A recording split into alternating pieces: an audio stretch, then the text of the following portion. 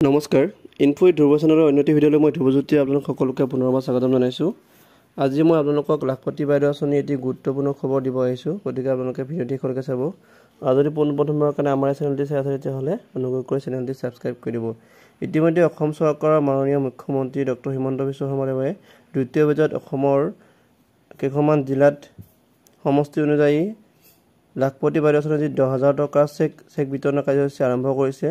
যোৱা 23 আগষ্ট তাৰিখে মৰিগাঁও জিলাৰ জাগিৰোড সমষ্টিত এই চেক বিতৰণ কাৰ্যসূচী আৰম্ভ কৰিছে আৰু ইতিমধ্যে আমাৰ হাতত এই চেক আহি পৰিছে। গতিকে আপোনালোকক চেক সম্বন্ধীয় সকলোখিনি কথা দেখুৱাবলৈ গৈ আছোঁ।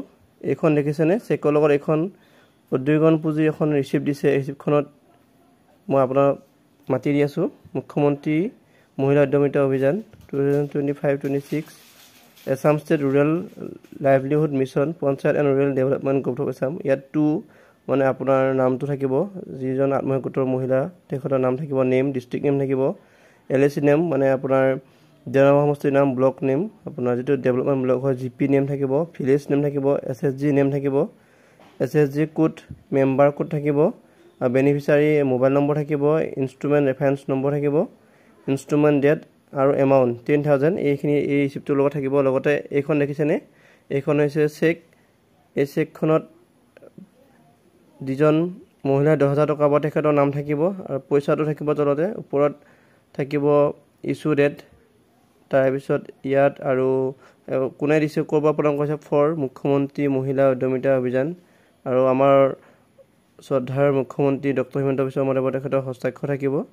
লগতে একেবাৰে তলত থাকিব চেকখনৰ যি নম্বৰ, এই নম্বৰ থাকিব। গতিকে আপুনি এই চেকখন আপোনাৰ যি বেংকৰ একাউণ্ট আছে, গোটত আপুনি যিটো বেংকৰ একাউণ্ট দিছে সেই গোটৰ একাউণ্টত আপুনি বেংকত গৈ ডেপজিট ফৰ্ম এখন ল'ব লাগিব আৰু তাৰ লগত আপুনি ডেপজিট ফৰ্মখনৰ লগত এই চেকখন ফিল আপ কৰি ডেপজিট ফৰ্মখন ফিল আপ কৰি চেকখন আপুনি গাঁঠি বেংকত জমা দিব লাগিব আৰু কেইদিনমান পিছতে আপোনাৰ টকাবোৰটো এই 10,000 টকাটো আপোনাৰ একাউণ্টলৈ ট্ৰেন্সফাৰ হৈ যাব আৰু আপুনি এই টকাটো বেংকৰ পৰা উঠাই ল'ব পাৰিব। আৰু কিছুমানৰ কি হৈছে, মহিলাৰ তেওঁলোকৰ ভেৰিফিকেশ্যন নাম আহিছে কিন্তু চেক অহা নাই, আৰু কিছুমানৰ এনেকুৱা হৈছে যে তেওঁলোকৰ চেকত নাম বা উপাধি কিছুমান ভুল দেখা গৈছে। গতিকে তেওঁলোকে কি কৰিব, তেওঁলোকৰ স্থানীয় বিধায়কৰ লগত এই সমস্যাবোৰৰ বিষয়ে